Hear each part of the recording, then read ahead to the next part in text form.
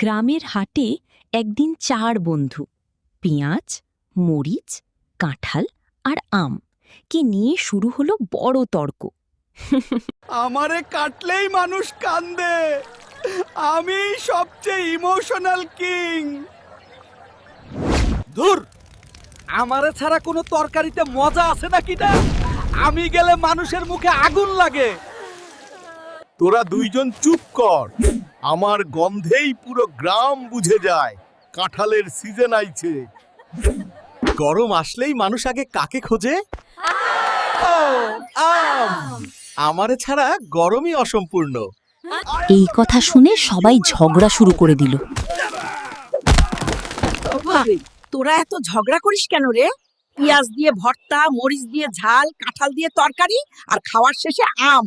ওই দাদি ঠিকই কইছে।